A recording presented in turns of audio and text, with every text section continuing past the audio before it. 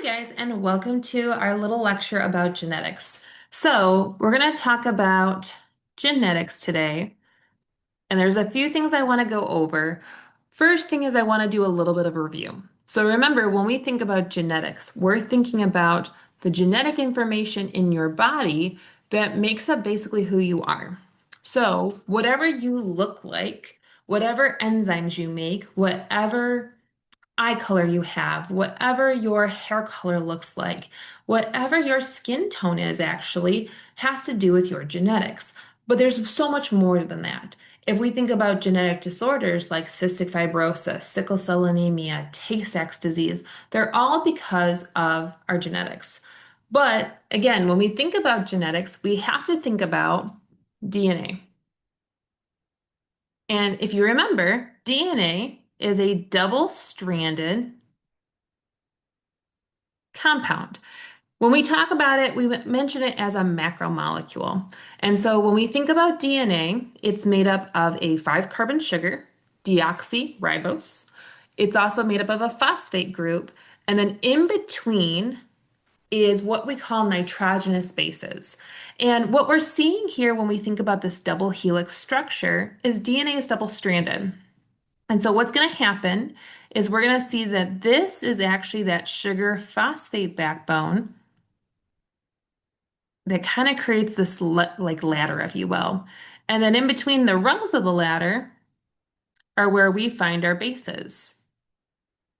And what's going to happen is we're going to have a specific pairing that's going to happen. So for DNA, the bases are adenine and thymine, cytosine and guanine. Always remember apple in a tree, car in a garage. But what's going to happen is these guys are going to complement each other. And so what will happen is A will be on one side, the complementary strand will have T. C will be on one side, G will be on the other. And the order of which this DNA strand is followed, the sequence, is determining what amino acids we make and therefore what proteins we make. And when we talk about proteins, proteins are basically what make us up. When we think about making enzymes, when we think about making channels, when we think about making hormones. So, for instance, when we talk about eye color, you produce a specific pigment because of that protein that you made, but it all has to do with your DNA. Now, to move this a little bit further along, when we talk about DNA, we actually start talking about chromosomes. So, chromosomes are the structure of DNA, which actually carries either part or all of the genetic information in your body. So, chromosomes are a really big deal. And when we talk about chromosomes,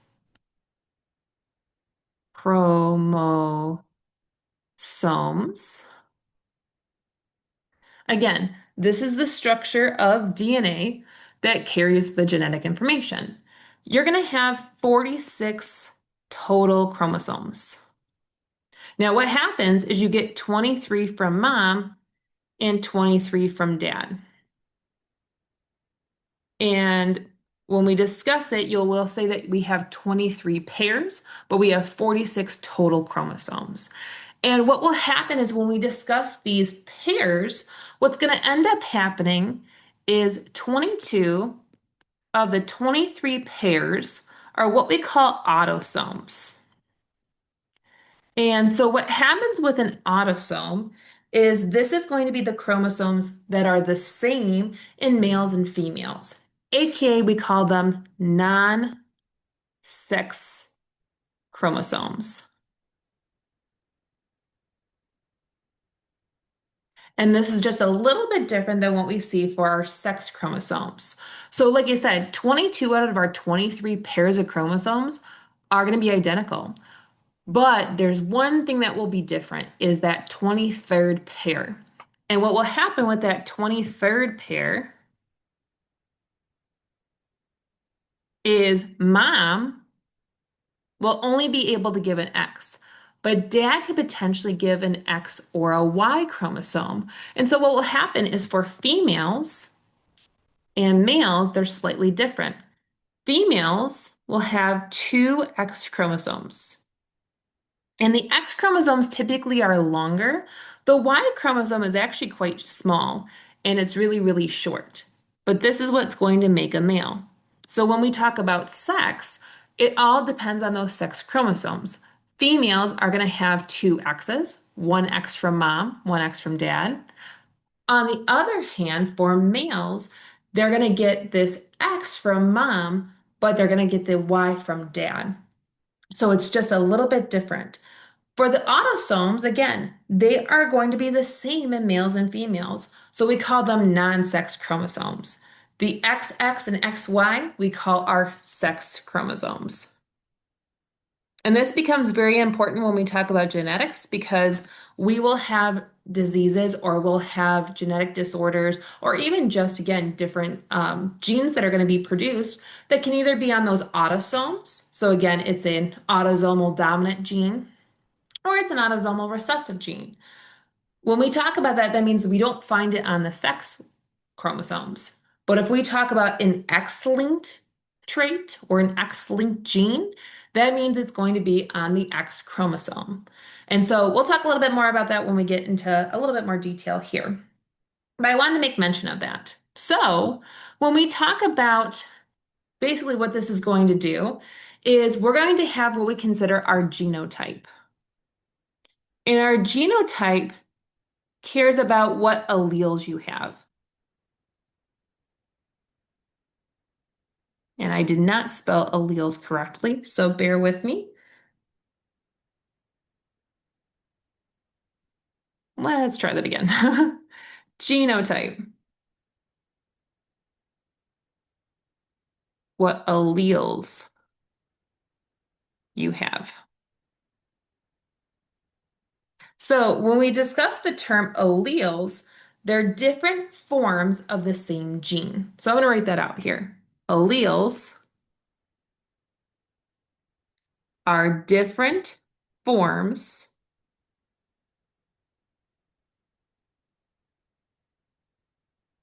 of the same gene. And remember, a gene is a portion of the DNA or a little piece on the chromosome that makes a specific protein. It's a segment that codes for a very specific protein. And so, again, because you have different alleles, you can have different forms. Think about eye color. You can have brown eyes or you can have blue eyes. You could have hazel eyes or you can have green eyes. When you think about rolling of your tongue, some people can completely roll their tongue and they can make like that perfect circle. Some people can't do it at all. And then some people can like kind of roll their tongue. That actually means they have different alleles. When you're thinking about hair type, some people will have very straight hair, some will have curly hair, and some have wavy hair. They're all forms of the same gene, but again, we're seeing that they're different forms. So that's kind of a big thing to keep in mind. So when we talk about genotype, we always express it with letters. And so, for instance, if we were to talk about, let's go ahead and talk about eyelashes for a minute.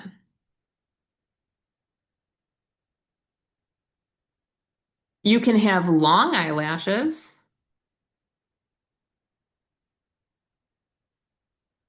or you can have short eyelashes. How we would express that is we're going to use the letter E. And so there's different forms that we can see. We can have two big E's. We can have a big E and a little e, or we can have two little e's. The reason that we express it this way is because we get one allele from mom and one allele from dad. Now, when it comes to talking about eyelashes, long eyelashes are a dominant trait.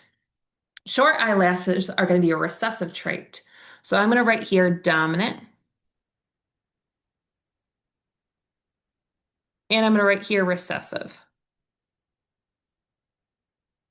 So what that means is if you hear dominant, think big letters or capital letters. When you hear recessive, think small or little. So for instance, if you have long eyelashes, you can look like this or like this. and that means you're going to have long eyelashes. However, if you have this, then that means you're going to have short eyelashes. Now, when we talk about whether or not you have too big E's, too little E's, we start using different terms. And the terms that you're going to hear are homozygous and heterozygous. So homo means same, hetero means different. Think about a heterosexual or a homosexual. Heterosexual is going to like the opposite sex, so males and females. Homosexual would like the same.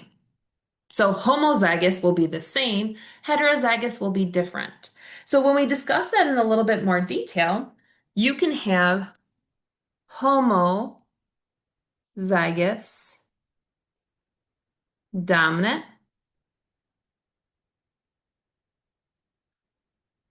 And so what that would be is that you have two big letters.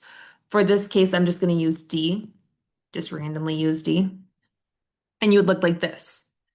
Versus if you are homozygous recessive,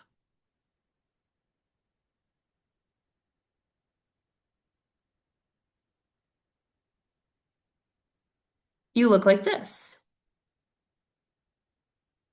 So homozygous dominant will have the same alleles. They have the same form. They're both going to be dominant, so therefore we're going to see that big capital letter. So for homozygous dominant, we see two capital D's or two big D's. For homozygous recessive, because again, recessive, we're going to think little. We're going to see that we have the same copies of that allele, but we have two little D's.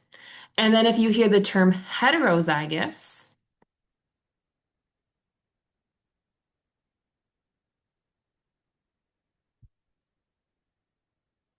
we're going to see that we have a big D and we have a little d.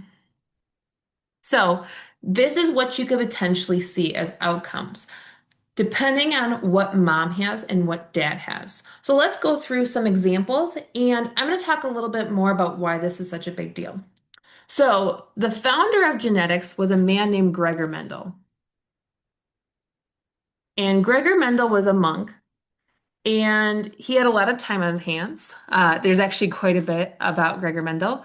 But what he decided to do is he started pairing up what are called pea plants. And these pea plants, when he would crossbreed them, would come out with specific flowers.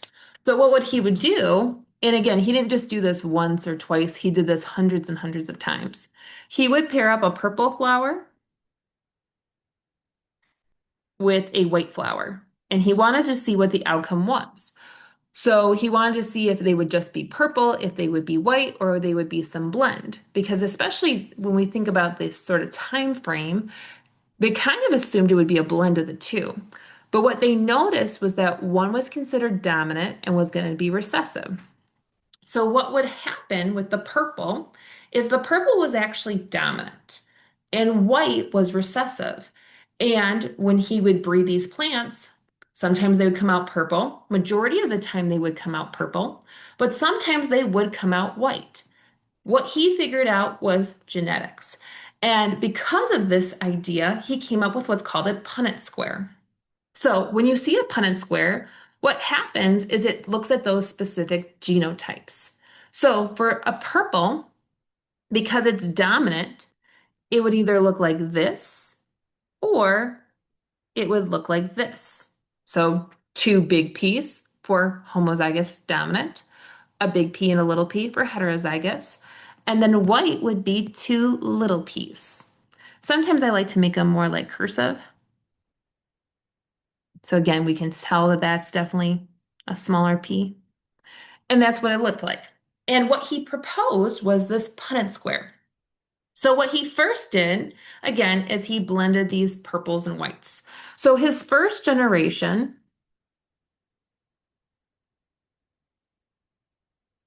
he had our purple, and let's just say they were dominant.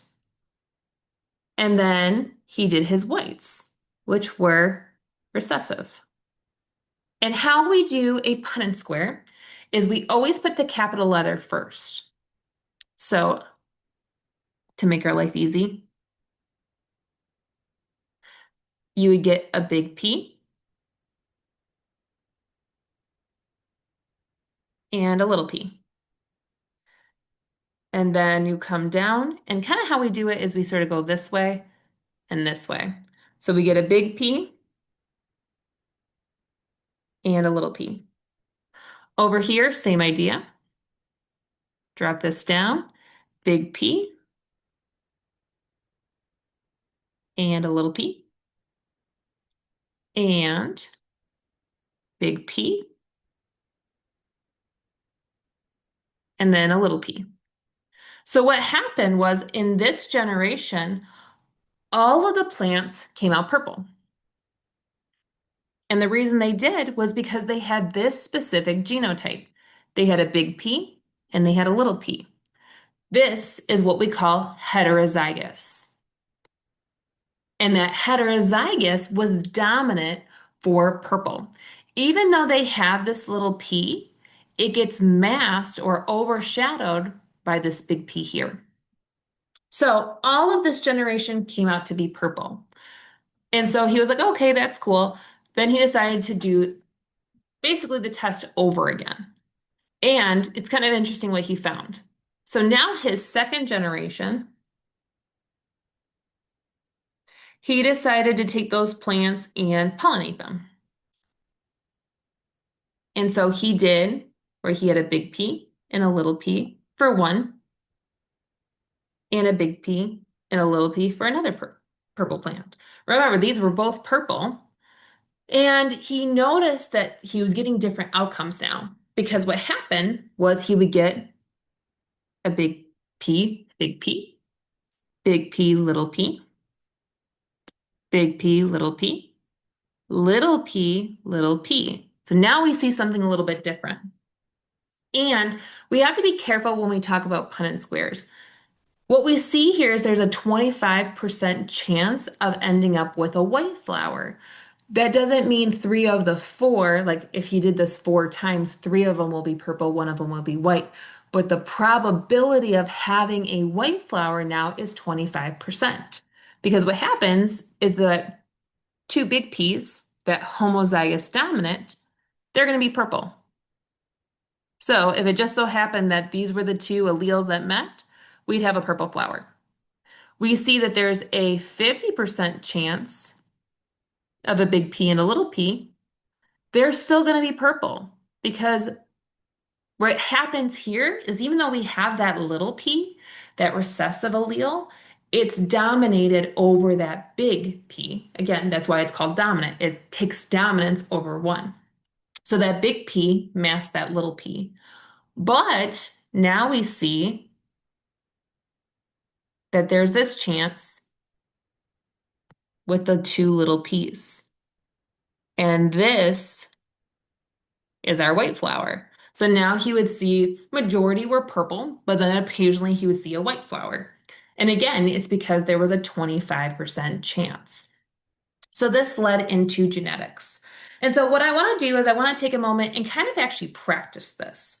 The other thing I want to make mention of is we talked about how the genotype cared about the alleles. So again, whether you have big A, big A, big A, little a, little a, little a. This leads into what we call the phenotype.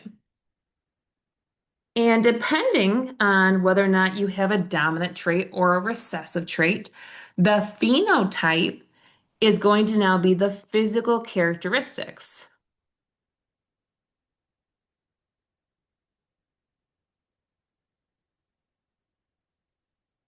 So, like Gregor Mendelssohn, let me give the example with peas. His 2 big P's ended up being purple. The big P and the little p were also purple, but the 2 little p's were white. The P, big P, big P, big P, little p, little p, little p, those are the genotypes. So again, whether they're heterozygous, homozygous, that's the genotype. But the phenotype is the physical expression or the physical characteristics. So whether it's white or purple. Now think about it from a human perspective. So let's go back to that idea with long eyelashes for a minute. So if you have long eyelashes, that is a what we call autosomal dominant trait.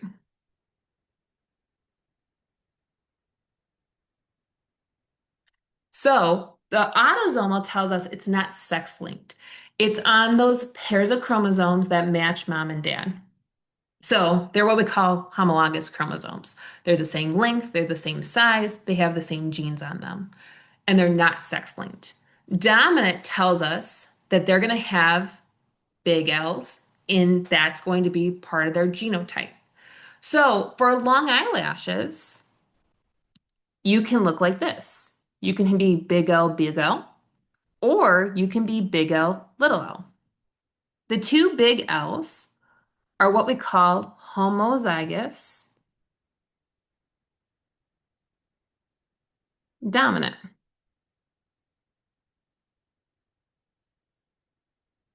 The big L, little l is heterozygous.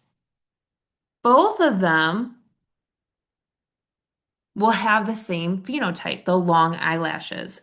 And even though we have this tiny recessive allele, it's overshadowed by this big guy here. The dominant will dominate. Now, if you have short eyelashes,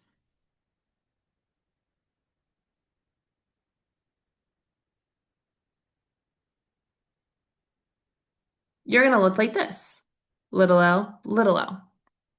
So what ends up happening here, in order for you to have this recessive trait, because again, the dominant would be that you're big L, or big L, little l. If you're short, or have short eyelashes, I should be careful. Short eyelashes, you have the recessive trait.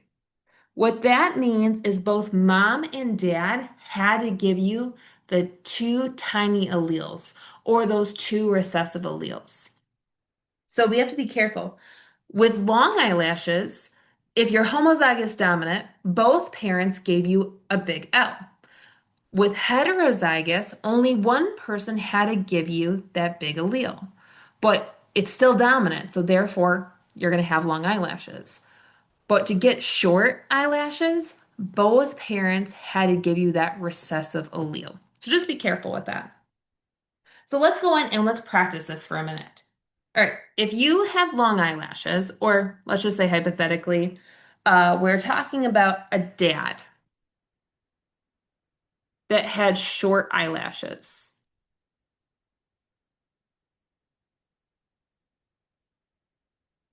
He is autosomal recessive, which means he's going to look like this. But mom is going to be heterozygous. So again, what does that mean? If mom is heterozygous, that means she has a big E and a little e. And again, it doesn't matter. You can use L's, you can use E's, as long as you're consistent. Typically, we try to stay with the first letter. So again, you could do L's, you could do E's, doesn't matter. As long as you can see that you have big E's, or a big E and a little e, doesn't matter as long as we're staying consistent. So dad looks like this, and mom looks like this. And what we want to see what the chances are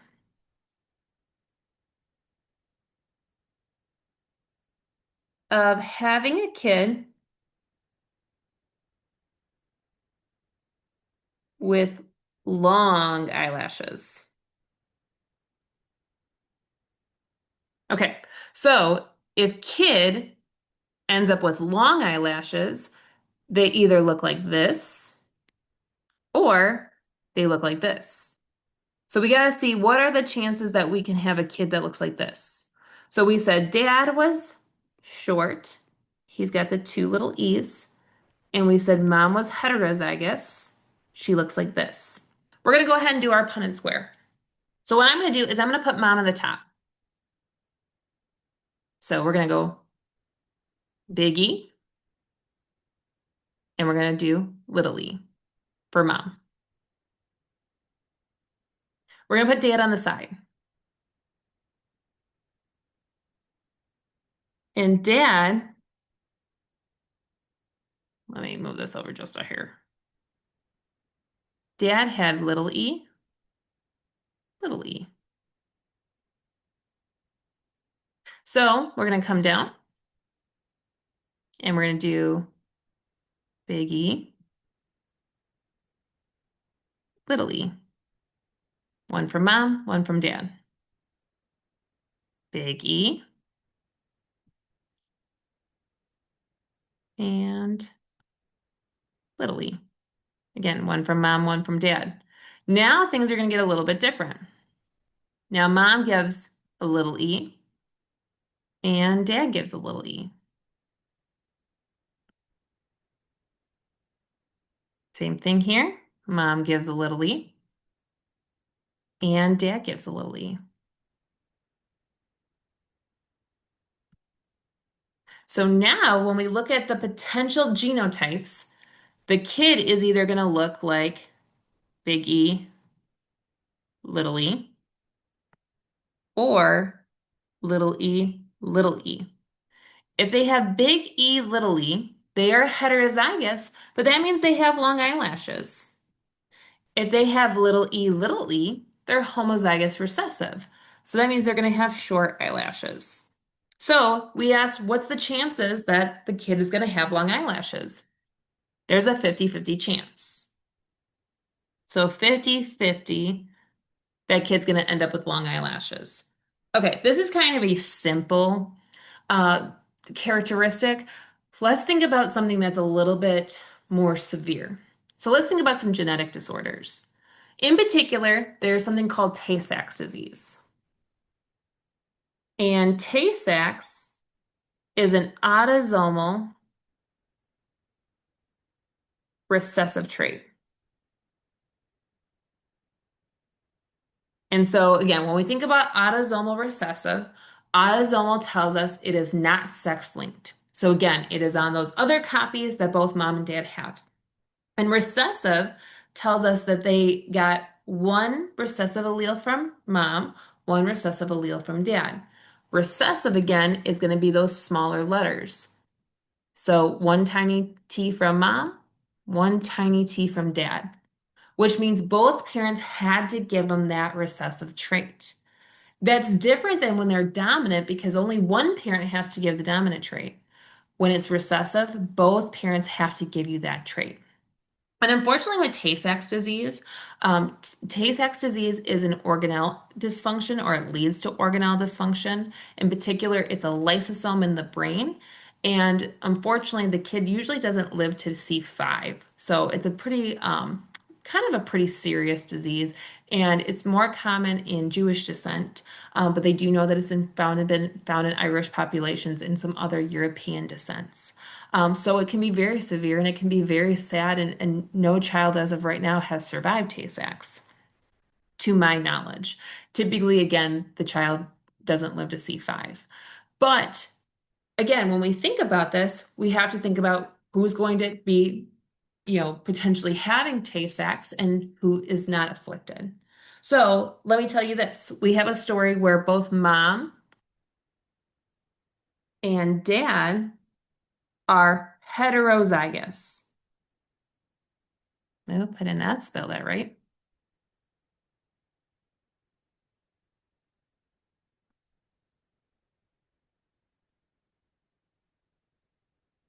Heterozygous. Remember, heterozygous means different. So they have one copy of the big allele and one copy of the small allele. They have one dominant and they have one recessive. If they're heterozygous, that means that they have that dominant trait. They don't have Tay-Sachs. But let's see what happens, or what the chances are that they could potentially have a child with Tay-Sachs. So let's do our Punnett square. So again, I'm going to put mom at the top. I'm going to put dad on the side. This child will have big T, big T. They're homozygous dominant. They don't even have the trait for Tay-Sachs. Big T, little t. This child is a carrier, but they don't have Tay-Sachs. Big T, big T. This child is a carrier. Oh, let me do this. I messed this up. This should be a little t because we said they were heterozygous. Let me flip this. Big T, little t. So, big T, little t. This child's heterozygous. So again, they have the trait, they have that allele, but they do not have Tay-Sachs. They potentially have it in their genotype to give off to their offspring, but they themselves don't have Tay-Sachs. They don't have the phenotype. But little t, there is a 25% chance they could have a child with Tay-Sachs. And again, when we think about this for pregnancies, that doesn't mean three of your four children are healthy and one child will have Tay-Sachs. That means every time you reproduce, there's a 25% chance that you'll have a baby born with Tay-Sachs disease if you have that recessive allele. Now, let's just say hypothetically someone like me that is not of Jewish descent and doesn't have it, even though I am from a European descent, I don't have Tay-Sachs. So let's just say hypothetically, and my husband also doesn't, but let's just make him a carrier. So I look like this. My husband, we're going to say looks like this. Big T, big T, big T, big T, big T, little t, big T, little t. All of my kids or all of my offspring, chances they are not going to have Tay-Sachs. I do have a 50-50 chance that I could have a child that's a carrier for Tay-Sachs, but none of my children will actually have Tay-Sachs disease. And again, typically most children do not. It's relatively rare, but again, it is more common in specific descents. However, let's look at something else. But again, this is the most common Caucasian genetic disorder, and this is called cystic fibrosis. Cystic fibrosis works the exact same way.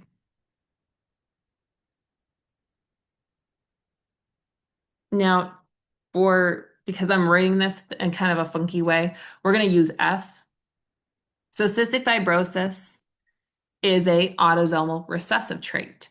So what has to happen with cystic fibrosis is both parents have to be carriers. So again, that could mean that they have one parent that has both recessive alleles, or that just means that each parent has to have that one recessive allele. So I have two really good friends that have, unfortunately, a recessive allele, and they did end up having a child with Tay-Sachs. So they looked like this, big F, little f. They don't have Tay-Sachs, but again, they did have that allele. So there was a chance that they had a child that didn't have that trait at all, or have, I should say, that allele. There is a chance to have a carrier, chance to have another child that's a carrier. But with that little f, there was a 25% chance of having a child with Tay-Sachs. This is the same idea when it comes to sickle cell anemia. Both parents have to be carriers. And when every time you hear autosomal recessive, that means that one parent, or I should say, one parent at least has a recessive allele, and each parent had to be carriers, which means that they had to have that recessive allele, and that child had to get both copies of the recessive allele. That's different when we think about autosomal dominant. So if you hear the term autosomal dominant, again, they could look like this. They could be homozygous dominant, or they could be heterozygous. With the homozygous dominant, both parents gave them a copy of that dominant trait. With the heterozygous, only one parent had to give it. So think about Huntington's disease. With Huntington's disease, it's an autosomal dominant trait, which means only one parent has to carry that dominant allele, and if they do, it's passed on to their offspring. So let me show you kind of an idea here. So Huntington's disease. Huntington disease. We'll just say that mom is heterozygous. So again, she has that dominant allele.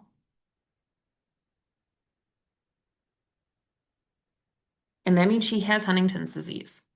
Dad does not. No Huntington's, which means he looks like this. What's the chances of having a child with Huntington's? So let's go ahead and do our Punnett square. So again, when we show mom, we always show her up at the top. Dad, we're going to show on the side. Again, personally, I always put mom on the top or dad on the side. It doesn't matter which way you want to do it. But again, just to make sure that you have it set up to where you know exactly where mom's going to be at top, dad's on the side, or again, that you always put mom on the side and dad on the top. Doesn't matter, whatever's more comfortable for you. But all right, unfortunately, right off the rip, this child has Huntington's versus this child's going to be okay. Remember, Huntington's is an autosomal dominant trait. There's a chance. There's a chance. So again, with every pregnancy, there's a 50-50 chance. Because again, with Huntington's disease, it's an autosomal dominant trait or autosomal dominant trait. Dominant, you only need one copy of the allele.